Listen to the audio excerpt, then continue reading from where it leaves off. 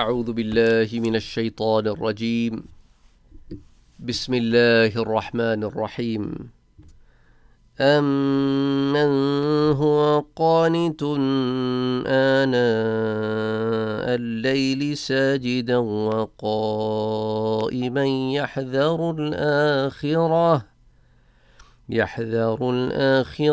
وَيَرْجُو رَحْمَةَ رَبِّهِ قُلْ هَلْ يَسْتَوِي الَّذِينَ يَعْلَمُونَ وَالَّذِينَ لَا يَعْلَمُونَ انما يتذكر اولو الالباب۔ صدق اللہ العظیم۔ جس آیہ مبارکہ کی میں نے ابھی آپ کے سامنے تلاوت کی، یہ سورۃ الزمر ہے، 23 پارے میں، 23ویں پارے میں، اس کی آیہ نمبر 9۔ اس میں 3 نکات ہیں جس پر میں آپ کے ساتھ آج بات کرنا چاہتا ہوں۔ ان میں سے ایک نکتہ تو یہ ہے کہ جس میں اللہ تعالیٰ فرماتا ہے کہ امن ہوا قانت آناء اللیل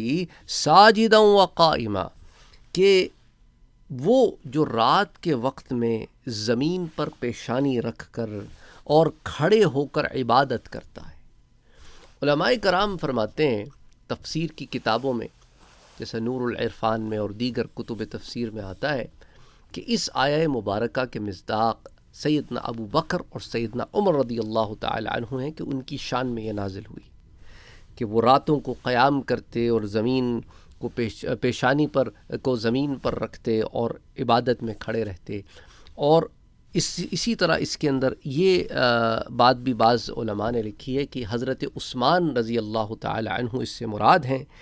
کیونکہ حضرت عثمان رضی اللہ تعالی عنہ اپنے تمام ثروت کے باوجود جب رات کو کھڑے ہوتے اور عبادت کرتے اللہ کی، تو آپ اپنے کسی خادم کو آواز نہ دیتے، ان کے آرام کا خیال رکھتے اور اپنے تمام کام جو رات کی عبادت سے متعلق ہوتے وہ خود فرماتے۔ تو بعض علماء نے حضرت ابو بکر اور حضرت عمر رضی اللہ تعالیٰ عنہ کے بارے میں کہا کہ ان کی شان میں نازل ہوئی، اور بعض نے کہا حضرت عثمان رضی اللہ تعالیٰ عنہ کی شان میں آیہ مبارکہ کا یہ ٹکڑا نازل ہوا کہ وہ جو رات کے وقت میں پیشانی زمین پر رکھ کر اور کھڑے ہو کر عبادت کرتے ہیں، اور آگے فرمایا یحذر الآخرہ، اور آخرت سے ڈرتے ہیں، یعنی اس بات سے ڈرتے ہیں کہ ایک دن انہیں اپنے رب کے سامنے حاضر ہونا ہے، تو وہ اپنے رب کو کیا جواب دیں گے، اس لیے محنت کرتے ہیں اسے راضی کرنے کے لیے۔ وَيَرْجُو رَحْمَةَ رَبِّهِ، اور اپنے پروردگار کی رحمت کی امید رکھتے ہیں۔ تو ایک پہلا جملہ ہو گیا جس میں اللہ تعالیٰ نے عمل کی طرف نشاندہی کی کہ راتوں کو اٹھتے ہیں، قیام اللیل کرتے ہیں، اللہ کے آگے عجز و انکساری اختیار کرتے ہیں، اور پھر اپنی عبادت پر اتراتے نہیں۔ یہ دوسرا پوائنٹ ہے، کیونکہ کبھی کبھی ایسے ہوتا ہے کہ معاشرے میں ہم ایسے لوگوں کو دیکھتے ہیں جنہیں اپنی عبادت پر ناز ہوتا ہے، جو اپنی عبادت پر نازاں ہوتے ہیں، اپنے علم پر نازاں ہوتے ہیں، اپنے فہم پر، اپنی عقل پر نازاں ہوتے ہیں، یا لوگ انہیں بڑھا چڑھا کر ایسے بیان کرتے ہیں یا پہنچا دیتے ہیں کہ ان کے اپنے دماغ بھی خراب ہو جاتے ہیں، اور وہ لوگوں کو اپنے سے کم تر سمجھنے لگتے ہیں، اور خود کو لوگوں سے اعلیٰ سمجھنے لگتے ہیں، اور سمجھتے ہیں کہ بھئی میرا بیڑا تو پار ہے، میں تو بڑا عالم ہوں، بڑا عابد ہوں، بڑا زاہد ہوں، اور باقی لوگ اپنی فکر کریں۔ جب یہ دماغ میں خناس آ جائے تو اس کی طرف اشارہ ہے کہ یہ وہ لوگ جو صحابہ کرام میں چوٹی کے لوگ ہیں، سیدنا ابو بکر، سیدنا عمر، سیدنا عثمان، ان کا یہ عالم ہے کہ اپنے رب کے آگے عاجزی اور انکساری سے کھڑے بھی ہوتے ہیں، محنت بھی کرتے ہیں، اور ساتھ یہ عجز بھی رکھتے ہیں کہ باری تعالیٰ اسے قبول فرما، اور آخرت میں رب کے آگے کھڑے ہونے سے ڈرتے بھی ہیں کہ اپنے رب کو کیا جواب دیں گے، اور ساتھ ساتھ اس کی رحمت سے امید بھی لگاتے ہیں، بے نیاز نہیں ہو جاتے۔ ہم تو تھوڑی سی محنت کر کے سمجھتے ہیں ہم نے بڑا کوئی تیر مار لیا ہے۔ کوئی 5 وقتہ نمازی ہو تو لوگ کہتے ہیں سر آپ تو جی بڑے نیک آدمی ہیں، بڑے پہنچے ہوئے آدمی ہیں۔ اس طرح کا جب معاملہ ہو جاتا ہے تو لوگوں کے دماغ خراب ہو جاتے ہیں۔ تو اسی لیے جو ہے یہ تو فرائض میں سے۔ اب اسی طرح ایک آدمی اگر نوکری کرنے جاتا ہے اور نوکری کر کے آتا ہے تو کیا گھر والے اس کو روز اپریشیٹ کرتے ہیں، یار تو بڑا کام کرتا ہے، اس کی نوکری ہے، وہ کرتا ہے، اس نے اسی کا کانٹریکٹ سائن کیا، اسی پر کام کرتا ہے۔ تو ہم اللہ کے بندے، ہماری نوکری ہے کہ ہم نے اس کے حضور 5 دفعہ نماز پڑھنی ہے کم سے کم، یہ تو فرائض میں سے ہمارے، نہیں پڑھیں گے تو پکڑ ہوگی، اسی طرح جس طرح اگر کوئی کسی کو اپنا آقا مانے اور آقا نے جو کام دیا ہے وہ نہ کرے گا تو پکڑ ہوگی، کرے گا تو وہ تو اس نے کرنا ہی ہے۔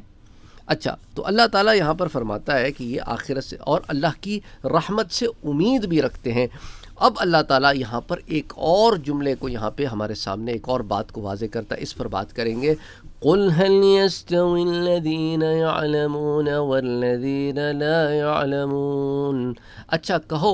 کہ بھلا وہ لوگ جو علم رکھتے ہیں اور وہ لوگ جو علم نہیں رکھتے، کیا یہ دو لوگ برابر ہو سکتے ہیں؟ یہ سوالیہ ایک ہمارے سامنے آیا ہے حل کے ساتھ۔ کہہ دیجئے میرے پیارے نبی صلی اللہ علیہ وسلم، اللہ کے رسول سے اللہ نے کہا کہ اے رسول آپ ان سے کہہ دیجئے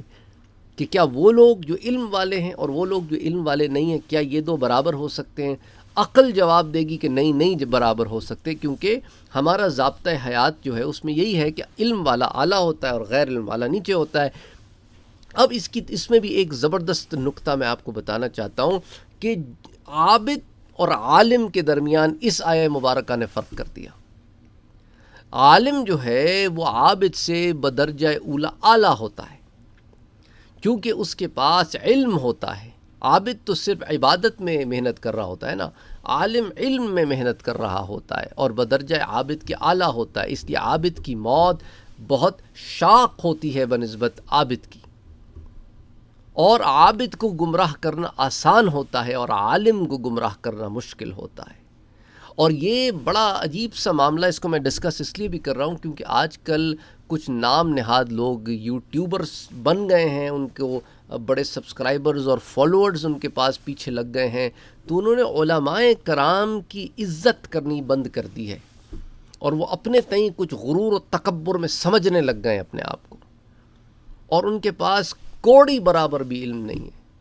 انہیں تو یہ بھی نہیں پتا کہ عربی زبان میں ماں کی کتنی اقسام ہیں، میم الف ماں، وہ اردو والی ماں نہیں، ماں میم الف ماں، اور لام الف لا اور میم الف ماں، ان دونوں کے درمیان کیا فرق ہے، کیونکہ کبھی کبھی دونوں نہیں کے معنی میں آتے ہیں، اتنا فرق بھی نہیں پتا، لیکن وہ ایسی شیخیاں بگاڑتے ہیں بیٹھ کے کہ جیسے پتہ نہیں علماء تو کچھ ہے ہی نہیں، اور علماء ہی کے دیے ہوئے علم سے کتابیں پڑھ پڑھ کے رٹ کے آ کے لوگوں کو سناتے ہیں، اور علماء کے خلاف ہی زبانیں دراز کرتے ہیں، اور انہی علماء کی چوکھٹ سے علم بھی حاصل کیا ہوتا ہے۔ عجیب لوگ ہیں، جس تھالی میں کھاتے ہیں چھید کرتے ہیں، ایسے منافق، ایسے خبیث الفطرت لوگ ہیں۔ تو بہرحال اللہ تعالیٰ نے یہ واضح کر دیا کہ جو علم والے ہیں وہ جو علم والے نہیں ہیں ان سے بہت اعلیٰ ہے، اور یہی ایک فلسفہ آدم علیہ السلام سے ہمیں دیا گیا۔ فرشتے عابد تھے، آدم علیہ السلام عالم تھے، آدم علیہ السلام عالم، کیونکہ اللہ تعالیٰ نے فرمایا کہ وَعَلَّمَ آدَمَ الْأَسْمَاءَ كُلَّهَا، اللہ نے آدم کو علم دیا، تو اللہ نے جب آدم کو علم دیا تو کس لیول کا علم دیا ہوگا، کہ پھر فرشتوں سے جب پوچھا گیا تو انہیں خبر ہی کوئی نہیں تھی، انہوں نے کہا ہمارے پاس تو بس وہی علم ہے جو اللہ تعالیٰ، اے اللہ تو نے ہمیں دیا ہے، ورنہ ہمارے پاس اس کے علاوہ تو علم نہیں ہے۔ تو اللہ نے فرمایا کہ آدم سے علم حاصل کرو۔ تو اللہ تعالیٰ نے انسان کو عالم بنایا اور فرشتوں کو عابد بنایا، اس لیے عابد سے کہا کہ عالم کے آگے سرنگوں ہو جاؤ، تمہاری اسی میں بھلائی ہے، اسی میں خیر ہے۔ کیونکہ دیکھیں نا، میں اپنے طالب علموں سے بھی کبھی کبھی کہتا ہوں، اور یہ میں اپنے پرسنل ایکسپیرینس کی بیس پہ کہتا ہوں، پڑھاتے پڑھاتے اتنا عرصہ ہو گیا ہے کہ جو شاگرد کلاس میں یہ زوم میں آ کے بیٹھتا ہے کہ مجھے تو بہت پتہ ہے، وہ علم بہت کم حاصل کرتا ہے، اور اس کے اندر غرور و تکبر زیادہ ہوتا ہے۔ وہ کبھی کبھی استاد کو چیلنج کر کے سمجھتا ہے کہ میں نے آج استاد کو چیلنج کر دیا ہے، یہ تو وہ اس طرح کے معاملات میں پھنسا رہتا ہے۔ نفس کی بیماریاں ہیں، اور وہ جو صحیح معنوں میں علم سیکھنے آتے ہیں نا، علم کی تڑپ میں آتے ہیں، پھر وہ علماء کی عزت بھی کرتے ہیں، اور پھر وہ شاگرد ہوتے ہیں نا تو وہ شاگرد بن کے رہتے ہیں، غرور و تکبر نہیں کرتے، چونی آنے کے بعد اس کو 10 روپے بنا کے نہیں بتاتے، تو وہ نیوے رکھ کے رہ کے چلتے رہتے ہیں کہ جس درخت پہ پھل لگا ہوتا ہے وہی جھکا ہوا ہوتا ہے، ورنہ کھڑے ہوئے درخت تو بہت سارے ہوتے ہیں لیکن فائدہ نہیں دیتے وہ کسی کو۔ بہرحال تو کہنے کا مقصد ہے کہ اللہ تعالیٰ نے اس بات کو یہاں واضح کر دیا اور علماء کی فضیلت کو بیان فرمایا۔ تو علماء جو ہیں وہ غیر علماء سے یوں افضل ہوتے ہیں، یا علماء سے مراد یہاں دینی علماء ہیں، دنیاوی نہیں، جنہیں اللہ نے دین کا علم دیا، اور علماء سو نہیں، علماء حق یہاں پہ بیان ہے، مراد ہیں۔ اسی لیے جب آپ کو کوئی پرابلم ہوتی ہے نا تو آپ علماء سے رجوع کیا کرو کہ بھائی حضرت یہ بات سمجھ میں نہیں آئی۔ اب یوٹیوب کے اوپر کچھ شعبدے باز آ گئے ہیں، وہ کتابوں سے عبارتیں نکالتے ہیں، ان کو بولتے ہیں جی انہوں نے اپنی کتاب میں یہ لکھ دیا، یہ لکھ دیا، وہ لکھ دیا، جواب دو مجھے۔ اچھا، جب ان سے ہم سوال اٹھاتے ہیں تو لوگ کہتے ہیں جی اگر آپ کو ان سے کوئی پرابلم ہے تو آپ ان سے جا کر خود کیوں نہیں مل لیتے، بات کیوں نہیں کر لیتے؟ تو یہ بات آپ ان صاحب کو کیوں نہیں کہتے جو عبارتیں اٹھا کے کٹ پیسٹ کر کے ڈالتے رہتے ہیں اور کہتے ہیں جو علماء نے یہ کر دیا، وہ کر دیا، اور انہیں علماء بھی نہیں کہتے۔ لفظ مولوی کا اطلاق بھی اس طرح کرتے ہیں کہ یہ کوئی گری پڑی چیز ہے۔ اس کو بھی میں آپ کو پہلے بیان کر چکا ہوں کہ لفظ مولوی کا کیا مطلب ہے۔ جسے اللہ نے اپنے دین کا علم دیا ہو اس کی عزت کرو، نہیں تو یہاں پہ بھی تمہاری رسوائی ہے اور وہاں تو ہوگی ہی ہوگی۔ بہرحال اللہ تعالیٰ فرماتا ہے یہاں پہ انما یتذکر اولو الالباب، ان باتوں سے نصیحت تو وہی پکڑتے ہیں، ان باتوں سے نصیحت تو وہی پکڑتے ہیں جو عقل والے ہوں۔ تو آپ اس سے اندازہ کر لیں کہ وہ لوگ جو اللہ کے کلام سے، اللہ کی کتاب سے نصیحت حاصل نہیں کرتے، وہ بے عقل لوگ ہیں، وہ نفس پرستی میں پڑے ہوئے لوگ ہیں، جو اپنے نفس پرستی میں پڑے رہتے ہیں اور اپنی شیخیاں بھگارتے رہتے ہیں۔ وہ سمجھتے ہیں کہ وہ کوئی چیز بن گئے ہیں، یا پھر ان کا تعلق دیکھیں نا، غیر مسلموں میں بھی ایسے بہت سارے ہیں کہ اللہ کی کتاب، اللہ کی آیات پڑھتے تو ہیں، پر اس کو وہ ٹھٹے بازیوں میں اڑا دیتے ہیں، سمجھ نہیں آتی۔ پھر جب قیامت کے دن اٹھیں گے تو کہیں گے ہائے ہائے کم بختی، کاش ہم عقل رکھتے، لو کننا نعقل، کاش ہم عقل استعمال کرتے۔ یہاں تو بڑے بڑے دماغ بنے ہوئے تھے نا ان کے، بڑی بڑی ایجادات کرتے تھے، بڑے بڑے لاجیکل آرگیومنٹس دیتے تھے، اس کے لاجیکل آنسرز چاہتے تھے، چیزوں کو انالائز کرتے تھے، بال کی کھال نکالتے تھے، they wanted to read between the lines۔ آپ سے کہتے ہیں between the lines سمجھائے نا سر، ہاں اس کا تو یہ مطلب نہیں، اس کا تو وہ مطلب ہے۔ اس طرح باتوں کو تروڑتے مروڑتے تھے، لیکن اس دن کہیں گے کہ کاش ہم عقل کرتے، کاش، تو اس سے پہلے عقل کر لو۔ بہرحال اللہ تعالیٰ سب کے لیے بہتری کرے، سب کے لیے آسانیاں پیدا فرمائے۔ تو دیکھو، یاد رکھو، کتنی بھی ترقی کر لو نا، نفس پر نظر ضرور رکھنا، اپنے نفس کو خراب مت ہونے دینا کہ کہیں ایسا نہ سمجھنے لگ جاؤ کہ تم کوئی شے بن گئے ہو۔ آپ میں سے کچھ لوگ جو ہے وہ طالب علم ہیں، آپ علم حاصل کر رہے ہیں، چاہے دینی ہو یا دنیاوی ہو، دونوں طریقے کے لوگ میرے پاس سوالات بھیجتے ہیں۔ تو مجھے پتہ ہے کہ آپ میں سے کچھ لوگ مدارس میں علم حاصل کر رہے ہیں، کوئی universities and colleges and schools میں علم حاصل کر رہے ہیں۔ جو کوئی بھی آپ کا ایریا ہو، ٹارگٹ ہو، کہیں پہنچ جاؤ نا زندگی میں، تو غرور مت کرنا کہ غرور کا سر نیچا ہوتا ہے۔ ہمیشہ اپنے کام سے کام رکھو، اپنا فوکس لوز نہیں کرو۔ دیکھو کہ علم کیوں حاصل کیا تھا، وہ آپ کا ٹارگٹ ہے، اور علم حاصل کرنے سے پہلے نیت ٹھیک رکھو کہ علم کیوں حاصل کر رہا ہوں، اور بس اس ٹارگٹ کو نہیں بھولنا کبھی۔ بہت ساری ڈیویشنز آئیں گی، بہت ساری لائف میں ویریشنز آئیں گی، لائف سموتھ نہیں چلتی، لیکن آپ نے اپنا ٹارگٹ نہیں چھوڑنا ہے۔ اللہ کی کتاب سے جڑے رہو، اس کو سمجھو صحیح معنوں میں جیسا کہ اس کے سمجھنے کا حق ہے۔ اب دیکھیں، ایک آیہ مبارکہ کا میں نے کوئی اس کی تفسیر نہیں کی ہے، بس ایک فہم بیان کی ہے۔ تو سوچے، یہ تو علماء کا کام ہے نا کہ وہ جب اللہ کی کتاب کو کھولتے ہیں، اس کی ایک ایک آیت میں سے ایک ایک ورڈ نکال کر آپ کے سامنے رکھتے ہیں۔ تو مجھے یاد ہے کہ جب ہم علماء کی مجلس میں بیٹھتے اور وہ قرآن کی تفسیر بیان فرماتے، اور ہم تفسیر کی کتاب پڑھ کے آتے اور ہم کہتے کہ حضرت یہ تفسیر کدھر سے، یہ تو کسی کتاب میں ہے ہی نہیں، پھر وہ عقدے کھولتے،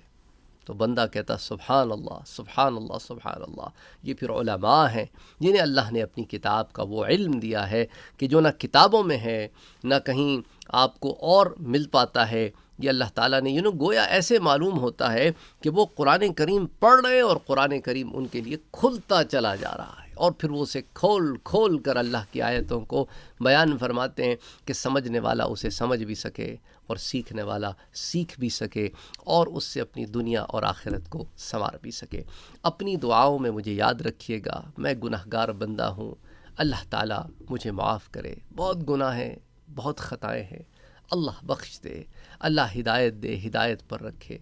مجھے بھی اور آپ کو بھی اور ہمارے اہل و عیال کو بھی اور آنے والی نسلوں کو بھی۔ ہمارے جو گزر گئے انہیں اللہ تعالیٰ معاف فرمائے، ہمیں اس کی رحمت سے امید ہے۔ زیادہ سے زیادہ ہم محنت کریں اپنے رب کو راضی کرنے کے لیے۔ السلام علیکم ورحمۃ اللہ وبرکاتہ۔ آمین یا رب العالمین۔ اللہم صلی وسلم وبارک علی سیدنا وحبیبنا وشفیعنا محمد صلی اللہ علیہ وآلہ وسلم۔